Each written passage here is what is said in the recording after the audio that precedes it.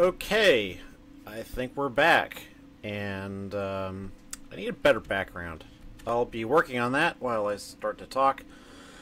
This is Kara Dreamer again, resuming her somewhat rambling account of how she got from where she was to where she is now when it comes to interest in neo-paganism and the practice of magic. Okay.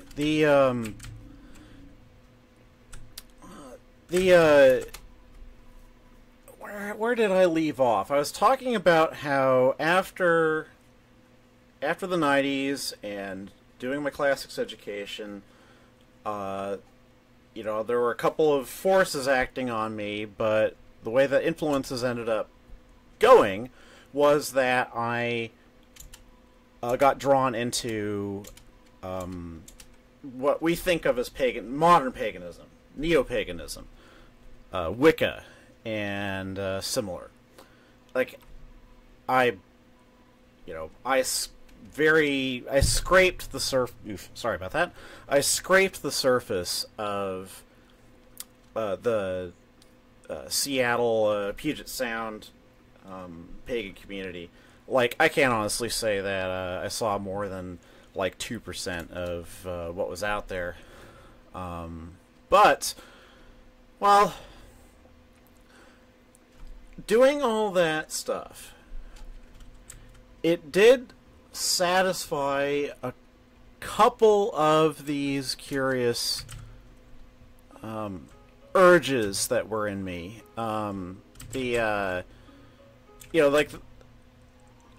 I didn't know exactly why I was wanting to do the why I was getting drawn to ritual and stuff like that. I knew it was something that I wanted, and dabbling with dabbling with Wicca allowed that to happen. However, I didn't understand what I was doing. Wicca has a pretty basic set of symbols that it works with, and they're serviceable enough. I would probably not hesitate to at least consider using them myself now, but in kind of a different spirit than back then, as I was kind of talking about earlier on today in the earlier broadcast. The only really I was so new to this kind of thing that the only kind of meaning that I really could make sense of and accept for something like a ritual was tradition. Like, basically, if I thought that I was legitimately doing something that was like what the actual Greek pagans were doing back in 600 BC or 800 BC or whatever time period you choose. If I thought that I was even sort of approximating that, then I think I would have been much happier. However, I knew in my heart that there wasn't any way for me to know whether that was the case. All I did know was that the people I was meeting, who I wanted to embrace as fellow pagans, didn't really think about these things the same way I did, and my mind wasn't flexible enough at the time to get anything out of this association. I was really attuned to the past and to history and to old things through my classics studies, but most of the pagans that I met in Seattle in the 1999 through 2001, roughly, when I was doing all this stuff. I mean, for them, it was just eclecticism. It was just like, yeah, this is neat, I want to do it. There wasn't this kind of, Heinrich Schliemann revisiting the past kind of thing going on with these folks. And,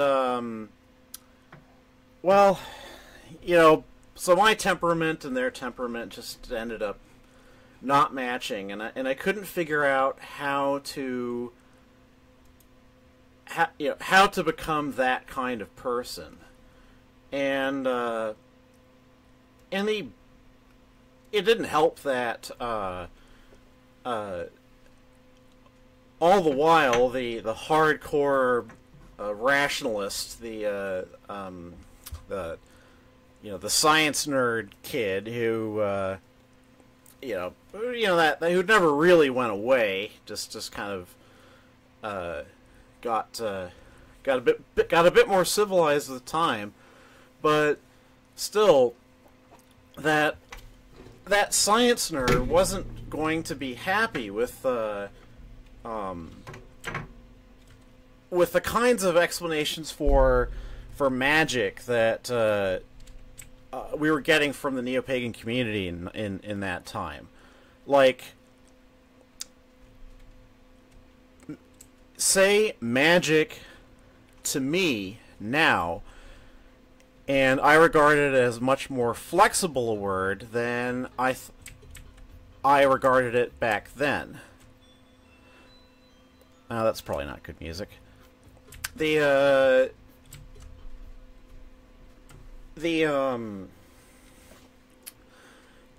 Like, to be honest, I'm hesitating here, and I'm speaking hesitantly because I'm trying to think, what did I actually think? Like, did I actually have any sort of real mental image, any sort of model in my head back then for what magic was supposed to do? I don't think I did. There was a disconnect. Like, basically, there were these gods over there, maybe, that I felt some sort of yearning to honor, this old tradition that I wished to follow, and then over here was this body of neo-pagan stuff, people doing things and saying certain words, and then over or there was me, and I was hoping to get to the gods through the sort of body of practice that the pagans were offering, but there just seemed to be, there was too much separation between them. It's like I couldn't connect up what little shreds of yearning and feeling I had with any sort of a mental model that would allow me to tie it in with okay, I am a witch, I am doing Wiccan stuff,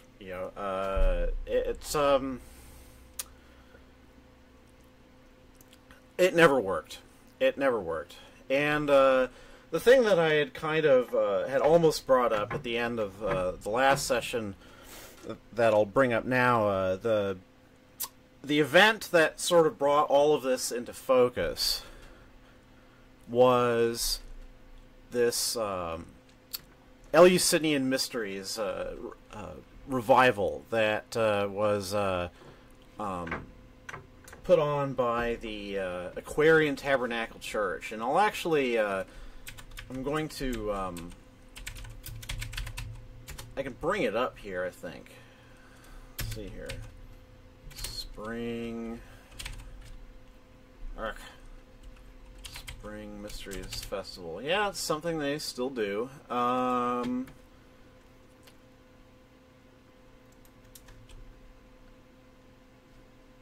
it looks like they're still doing it at the same place. There's a place called Fort Flagler in Nordland, Washington. Basically on a long, long drive from Seattle.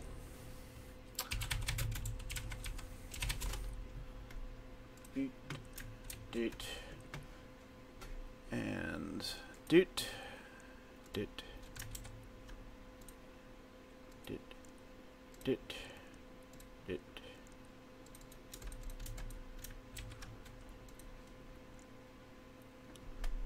Okay, is that actually going to show? I'm not sure if that actually... Oh, that's all you really needed to see. Spring Mysteries Festival. Anyway.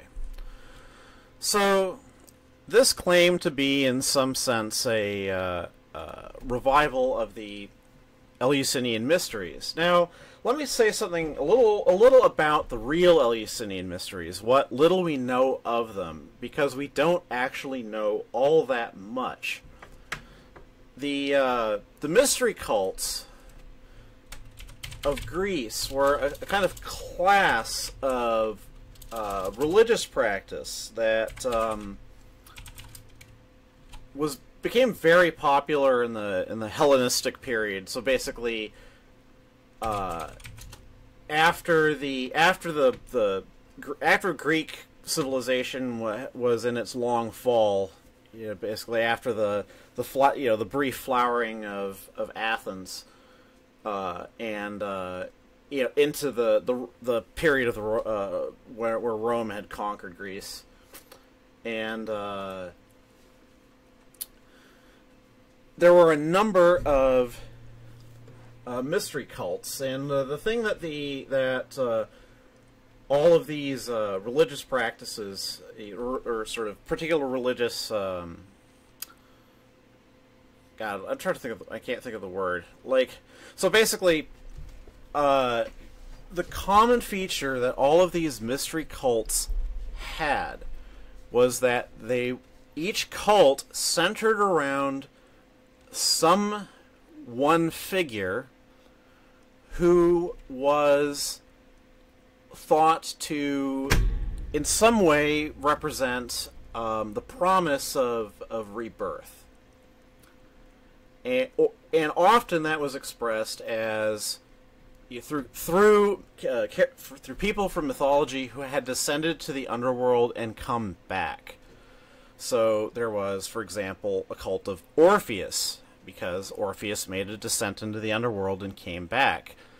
That was a very powerful image for people to latch onto as a sort of symbol of hope, of rebirth.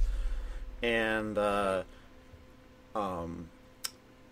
the Eleusinian cult centered around, it is believed, the story of how the daughter of Demeter, Persephone, became married to Hades, became the queen of the underworld, became a figure who bridged light and dark, who spent half of her time in the underworld and half of her time in the world above. The source for this tale of how Hades basically abducted Persephone and carried her off into the underworld and incurring Demeter's wrath. This story is told in the what's called the Homeric hymn to Demeter, which is, despite the name Homeric hymn, was not written by Homer. Basically, the term Homeric came to be applied to a fair number of works of epic poetry that date back to the Archaic Age. Basically, the period after the fall of the so-called heroic age in 1100 BC, and before the rise of the classical Greek city-states. And this body of poetry that was written possibly 7th century BC, we really can't be sure, these works are among the oldest pieces of Greek literature that we have preserved, but we don't know who.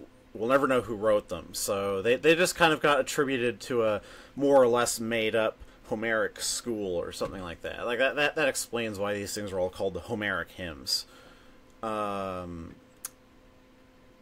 any case, we are not actually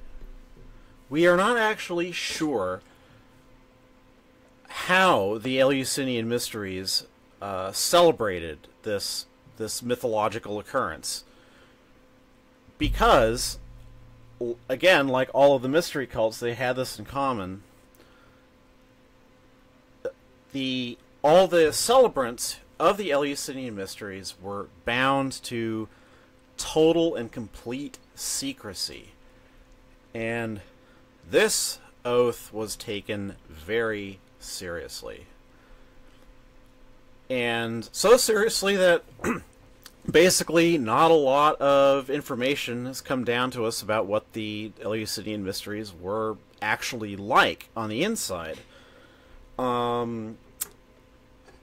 know, for example, that an Athenian politician named Alcibiades is supposed to have parodied one part of the Eleusinian rites at a dinner party, and for this was charged with blasphemy. He could have been executed for this. I have no idea whether he did it or not, whether the story is true, but that oath of secrecy about the Eleusinian rites was taken so seriously that Alcibiades would have been risking death by revealing the secrets, even in parody form, to anybody. So, that's about as much as I know about. That is about as much as I know of the scholarship on this thing. Not enough. It's a fascinating story. And here were these Washington State Wiccans kind of claiming to pick up the thread. Well, I don't know. I have a feeling that if I were to do this sort of thing now, I would come into it with quite a different attitude. I would realize how... Basically, I would just accept that, as flawed, fallible humans trying our best to reenact something of which hardly any records were kept 2,500 years ago, that basically, if it got framed in some completely incongruous way, who cares? It's it's rather a modern innovation, you could say, to be worried about whether things look authentic or period or whatever. Like, I'm reminded of a tidbit that I learned when I was getting into William Shakespeare at last. I was kind of late. I was late to Shakespeare appreciation, but one of the most cogent remarks that I'd ever seen made about this was a comment pertaining to Ian McKellen's film of Richard III, which shifted the time period of this medieval medieval or Renaissance. But anyway, Richard III happened during the War of the Roses, but the Ian McKellen film moved this story to a sort of like 40s-ish time, like an alternate history. It was actually set in a kind of fascist Britain, and he was criticized for this.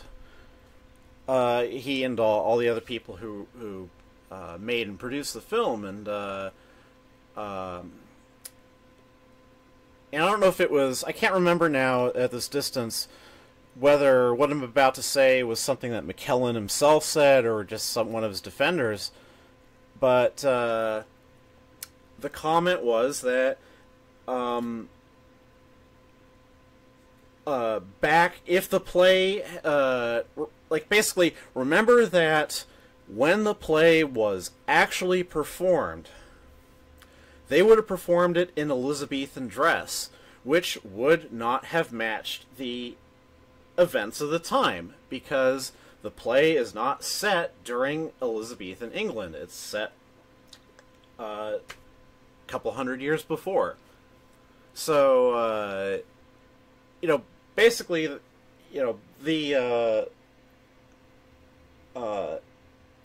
there used to be a lot, we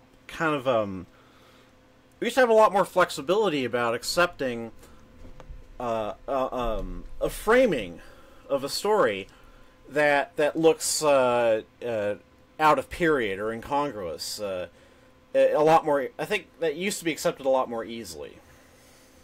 So, possibly, if I'd gone to those Eleusinian, if I went to those Eleusinian mysteries now, I would be able to sort of view it in that spirit. But back then, it was just this weird clash between this mental picture I had of this windswept, austere, like you imagine Greek pagan, like what would have given flavor to Greek pagan spirituality? Like, even if you don't know anything about who their gods were or who their goddesses were and what they actually did, you still feel that you can make some intuitive judgments about what their religion would be like. And one thing that you kind of figure is it probably would not have been a comfortable religion, because the Greeks were a human civilization clinging to the shores of a rocky, unforgiving shore, and the Greek peninsula isn't the easiest place in the world to live, and they would have known a life that was probably pretty hard and pretty short. People like that do not form a comfortable religion, and so leaving aside the question of why I would have been yearning for that sort of experience at this time in my life, I mean, that is kind of what I wanted to feel. I wanted to feel that otherworldly view of the gods. So I guess at some point something had managed to put the idea in my head. The insight, long before I knew anything else, the insight that dealing with the gods is dangerous.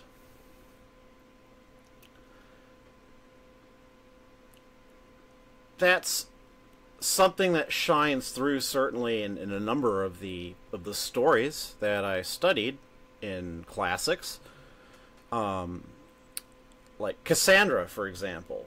Cassandra, the priestess of Apollo, who I believe was basically this is a terrible story, content warning, horrible sexism, etc. Apollo wanted to sleep with Cassandra. He promised to Cassandra that in exchange for sexual favors, he would give her the power of prophecy.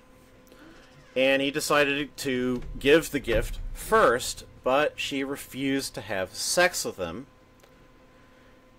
And then Apollo punished Cassandra for this by saying, okay, you know, because the thing is, he'd already given the gift. He'd already given the gift of prophecy. But he said, I'm going to fix it so that no one ever believes anything you say. And that is exactly what happened. Cassandra now refers, it's almost a term for anyone who speaks the truth but is not believed. And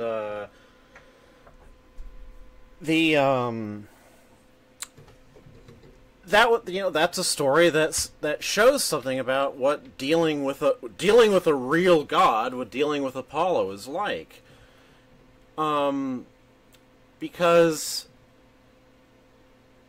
somehow, and I'm really not exactly, I'm thinking about it right now, and I'm really not exactly sure how.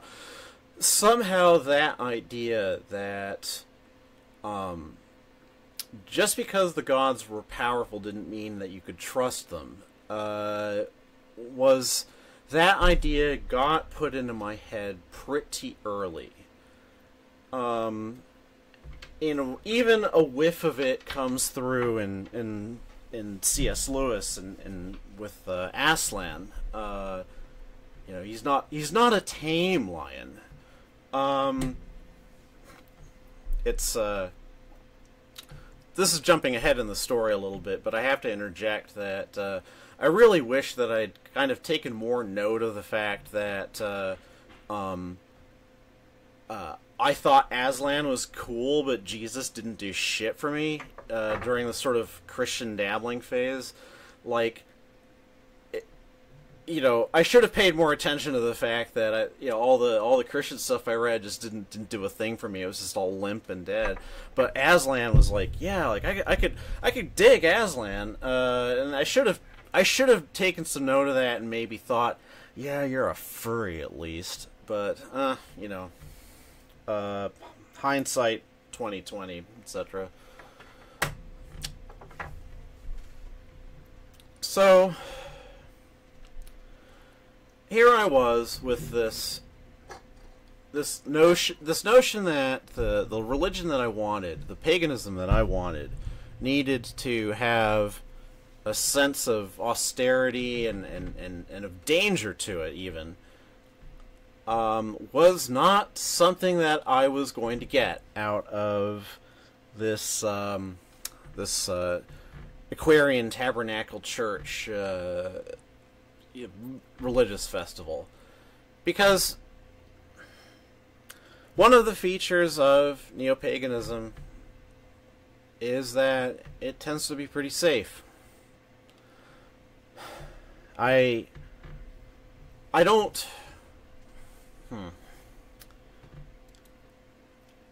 trying to figure out how to put this diplomatically, because I am not going to fault anybody ever for seeking a safe kind of spiritual harbor. The world's a shitty place, as people constantly remind you, but to me that means, cherish what safety you can find all the more. So I definitely can sympathize with people, especially people who have been hurt badly by really nasty versions of Christianity in their youth, because a lot of the pagans that I met were fleeing from some other kind of religious background, usually shitty Christian. And I can sympathize with people like that, fleeing to a religion that was just mostly like cushioning and fluff. You know, it's all about sort of vague spirits and the mother, and yeah, I don't know, you know, it's a Wicca is a thing, and it's a thing that can possibly give, you know, hopes and dreams to all kinds of people. However, at that point, this was around 2000, 2001, at that point, the sort of the weird melding of this hard, cold, bright story of Greek mythology with the sort of New Age fuzz that I got out of the Seattle neo-pagan community. Yeah, it didn't work for me. It didn't work for me at all. It didn't make any sense. I thought that they were. I kind of thought that they were taking a story that I respected and trifling with it. Like, people weren't taking it seriously. And you know, it didn't help that I got involved with someone who was getting disillusioned with that stuff for his own reasons. That was, you know, my first relationship, and so yeah, that culture clash between the sort of hard and risky paganism that I was really sort of wanting, and the kind of devil may care, you know, you do what you like atmosphere that I was getting out of the Seattle, you know, out of Seattle Wiccans and neo-pagans, so forth. I ended up leaving. I just stopped doing all that stuff, and kind of went back to nothing for a bit. But I didn't stay satisfied with nothing for long. But before I go on, I'm going to go pour myself something to drink.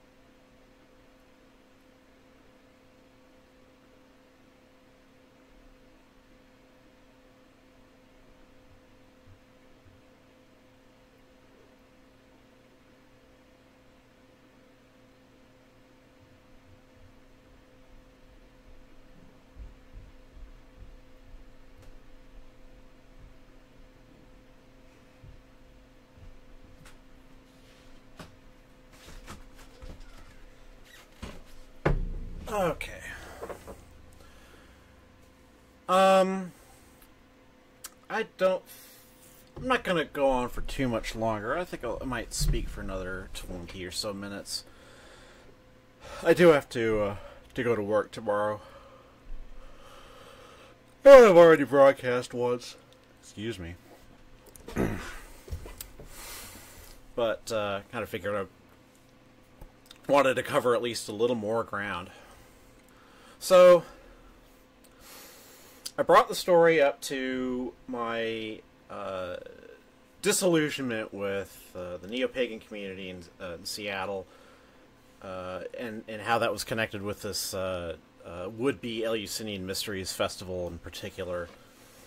And so, yeah, I mean, for a while I just kind of went back to what I had been, which was sort of, you know, oh, well, I mean, maybe there's something cool here, but, you know, it didn't seem important. Except, of course, it did after a while, and I don't remember exactly. So there's an aspect to the story that I'm having really can't quite remember. Kind of worried. Sort of like, oh, where'd this go? But anyway, this is the time that I decided to give Christianity a good, actual try. So, content warning, Christianity.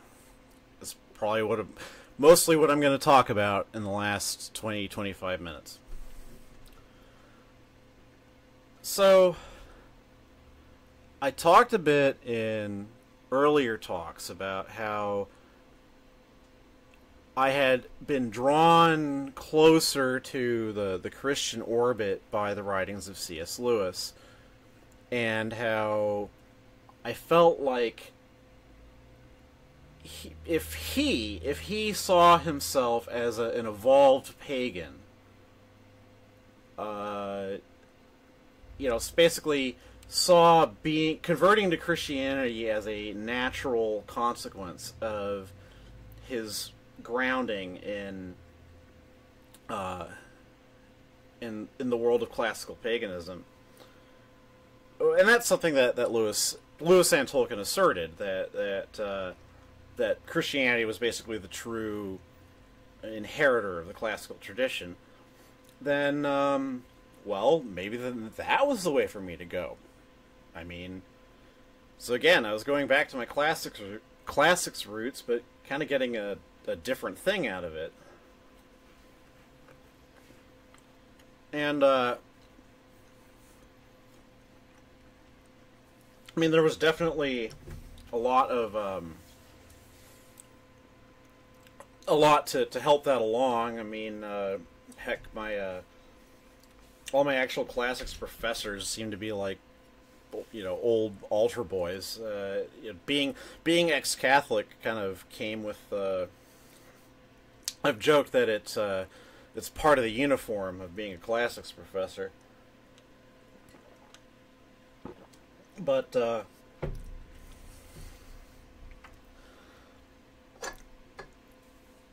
I'd already been disposed, as I'd mentioned, to not to regard Christianity as silly. I liked Lewis's apologetics too much for that, and so I'm going to have to, unfortunately, talk a bit about unpleasant aspects of Christian mythology and their and Christian concepts to try partly to explain why I felt drawn in this curious direction.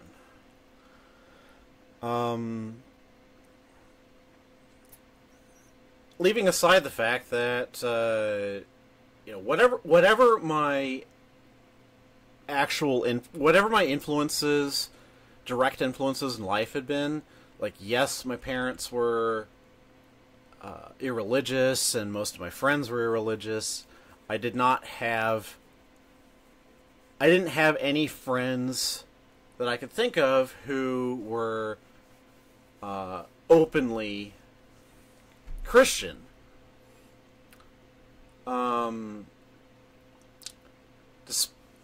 Despite all that,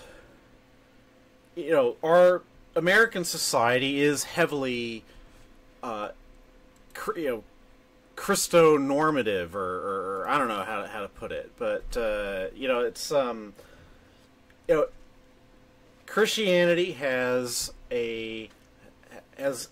wound very deeply into the fabric of American society, and unfortunately, because I think that it's probably one of the things that's going to kill us as a species. But so certainly, at least one aspect that I have to acknowledge about why I would feel this pull towards Christianity was just like I was kind of doing what I was finally responding to the tug of a million invisible threads that had been tied to me and pulling in this direction. Um, basically, at last you'll be in with the oh.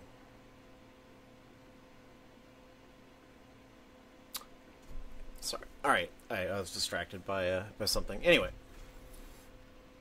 but yeah, like going to Christianity would be sort of like doing what society kind of wants you to do. There's that. Also, there was a bit of rebellion in this against my mom. I've referred a little bit to the turbulent relationship that I had with my mother. We were not really... I can't remember exactly when it came to sort of open, if latent hostility... Sorry, open and latent hostility are self-contradictory, but let's just say... basically, there arrived some point beyond which my mother and I were always at odds in some sense, even if it was just kind of smoldering. So that was the thing that happened. My mother was very controlling because of the traumas she had suffered. She was seized with fears that her babies would be taken away from her, and so as a result, she clung hard to her two children, and I didn't get to see a lot of the outside and stuff like that, and so there was that, and a lot of other things kind of made me inclined to do the opposite of my mom in ways. I sometimes I think that that's why I started to get excessively oh no, I'm not gonna go there. Sorry, that's a train of thought I'm gonna step on. Anyway, so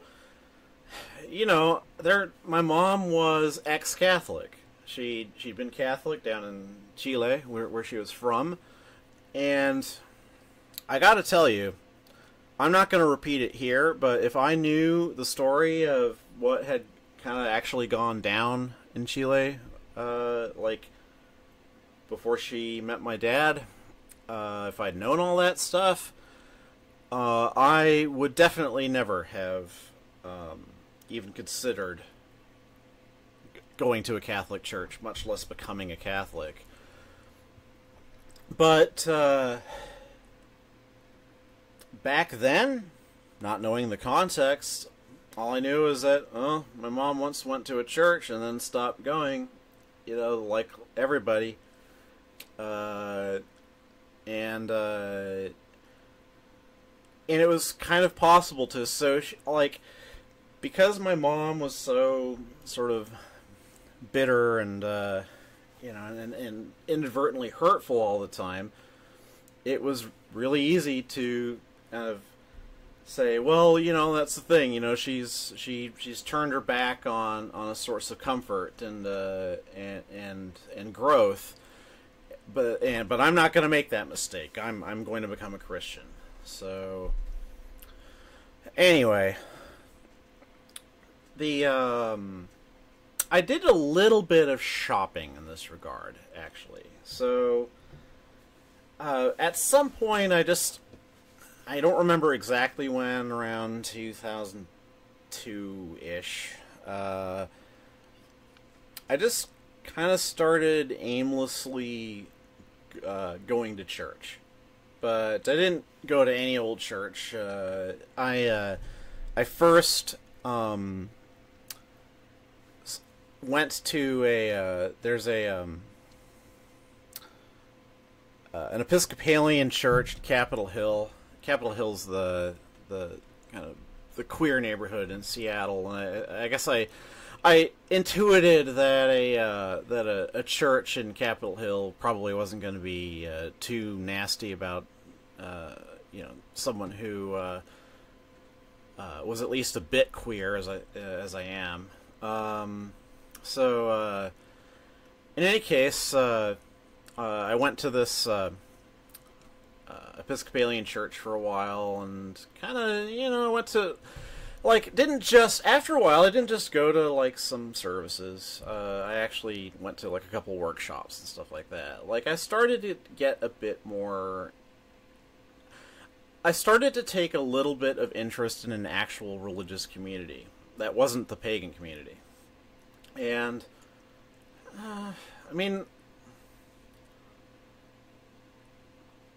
honestly, I can't really tell you much about what I was getting out of it, because in retrospect, it didn't seem like I was getting too much. But, around this time, my relationship that I mentioned earlier was kind of just slowly fading. I was having work trouble. I was feeling really lonely, and etc. etc. And also really feeling that I'd, kind of screwed up my career because of one part of the story that I haven't mentioned was that I came to Seattle to work as a software engineer, but because of all of my untreated psychological problems, I ended up quitting that line of work in mid-2001 and was never able to go back to it, and just ended up doing temp office work and stuff like that. So my life was definitely in a trough, and doing kind of religious community stuff and was giving me a little something to do. I can't ignore the fact that one of the boons of practical spirituality, which is basically what religion is, just spirituality put into regular practice, that one of the boons of religion is that it gives you community. It can be a bad community, of course. Heaven knows there are enough toxic religious communities, but ideally, religious community is good. It's supportive. It's a source of strength.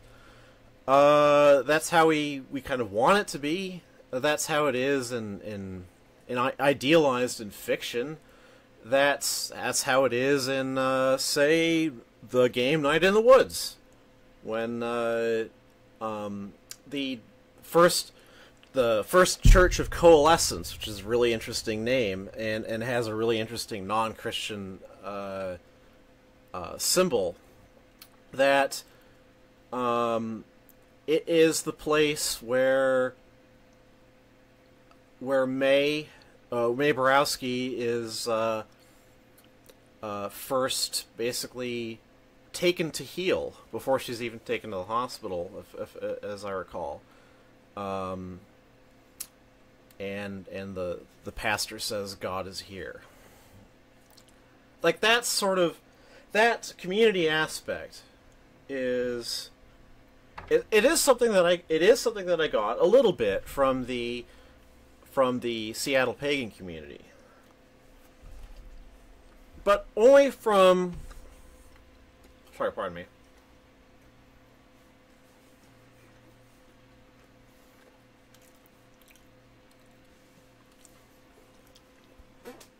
So, I did get some of the kind of churchy sense of having a social set out of the Covenant of Unitarian Universalist pagans that I mentioned, the Cups pagans. As long as that chapter was active, it was a pretty nice group of people there, but there were exceptions that and. Kind of friction between the exceptions ended up being what split that chapter apart. I don't know the story really, but I don't know. Like the little coven that I ended up finding myself in, didn't, it was too small. Like, yeah, like there was like kind of a little family there, but it was just kind of like 3 or 4 people. So doing stuff at the at that Episcopalian church in Capitol Hill, going to workshops and stuff in the evenings and stuff was I realize now, I don't think I even really thought about it this way then. I realize now that it was my way of trying to seek that sense of community again, in a different milieu. And so I did that for a while, kind of drifted away. Tried out a United Methodist Church for a little bit, drifted away.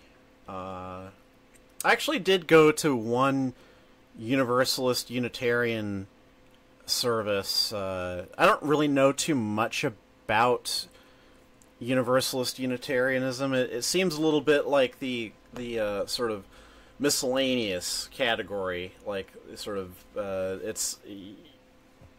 it seems to be less a religion and more of a sort of general aegis that a number of different things can find home under. But yeah, that experience just basically kind of left an extremely neutral impression on me. But most crucially, I made another friend, local friend, and I don't remember exactly how I met this person. I think, oh no, it was I'd forgotten about this. That all during this time, I was still a fan of the C.S. Lewis. I was on mailing lists, like on on 2 mailing lists, then down to 1, pertaining to C.S. Lewis and discussing his writings and so forth. And one of the other people on the mailing list was a Seattleite, and we ended up becoming friends. And she was a very intelligent woman who was married, had 3 kids, was studying to be an accountant or something like that. Like she was at the time that I first got to know her, she was kind of full homemaker, but that wasn't her intention. Her intention was to go work as an accountant eventually, and I think she did actually achieve that. But our friendship was over by that point. Anyway,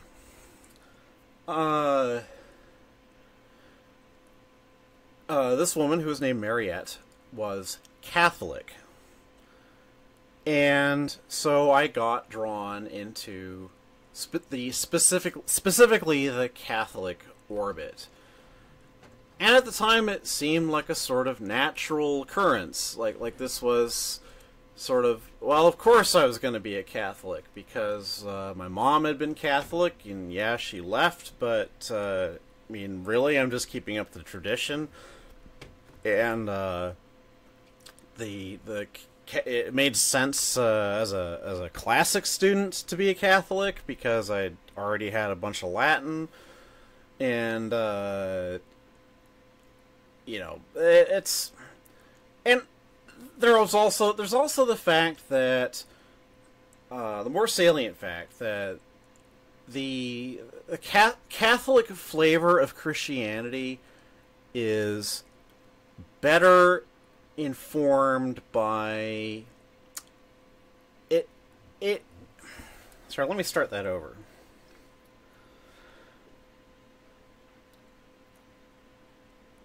The Protestants, to more or less degree, threw tradition out of Christian liturgy. They regarded it as corruption. They, basically because as the early church spread, it took up the flavor of all of these kind of local ceremonies and local observances and local temples and local deities and so forth, that all of these kind of got absorbed into this new growing religion back during the classical era.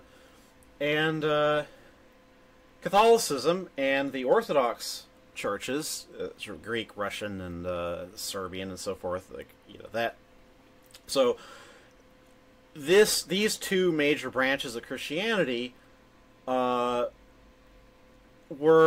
you know, very sort of rich in cultural heritage, but it was heritage that the Protestants came to regard as corrupt, yes, like I said, as corruption. It was distorting the purity of the faith, and that what you needed to do was get back to just the pure faith and the true word. So, to a greater or lesser degree, Protestant churches to me are very cold, and they don't satisfy that kind of yearning for ritual, for just the fuss and feathers of religious practice. Protestantism was never going to satisfy that. Catholicism, though, maybe could. You don't get to do much yourself, but still you do get to be a participant in this kind of cool little ritual mass, and you get to drink some wine, and you get to chew on a wafer, and, you know, it's really kind of cool. And I will, you know, I'll be perfectly honest here. I regard my foray into Christian church-going as mostly a positive experience in my life. Really, I do. Mind you, this is all happening in Seattle. Yeah, Seattle may not be quite the leftist paradise that people want it to be, and it very much isn't. Well, you know, at least the churches here aren't quite as shitty on average as they are in other communities. So, yeah, like, you know, going to all these different churches and then eventually settling down to just going to my friend Mariette's Catholic parish church, that just kind of became my new routine. And it seemed like a very natural development in my life. It wasn't... I stress that I didn't feel some sort of calling. Like, here I was doing this, this thing where I was, you know... Well, let me start that over again. Like, I talked about how when I first was introduced to Christian ideas, some years before this, in reading C.S. Lewis, I'd kind of flirted with the idea of going to church, but never could work up any kind of courage to do so. Here I was finally doing that thing that I couldn't do back in like 1998 or 1997.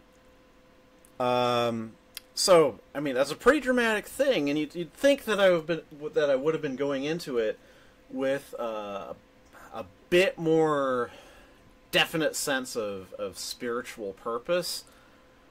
Honestly, though, yeah, like, I felt that I was doing something that I was getting the small benefits that you get out of church going. You know, kind of, you know, being around other like-minded people. It's kind of being in a well-decorated building, and I'm not putting this very well, but yeah, like I didn't have some kind of spiritual experience that lit the way and said, "Yeah, you're gonna worship God, and you're gonna worship God in a Catholic church now." Like, there wasn't anything like that. But I kind of regarded that as maturity, in a way. That it's just, well, you're doing this thing not because you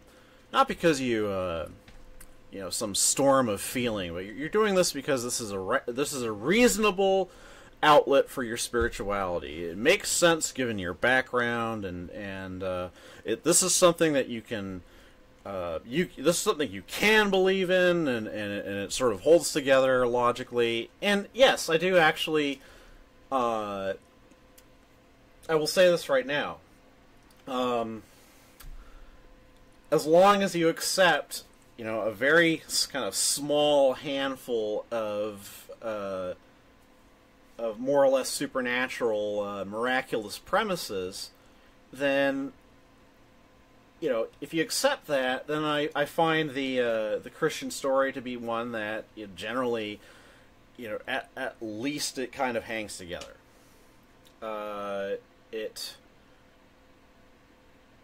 think I'm going to have to. It's past 10. I just noticed, and I'm really starting to feel tired and like I should be in bed because of work. So, well, that kind of petered out rather than coming to the satisfying ending I wanted. And God, I'm still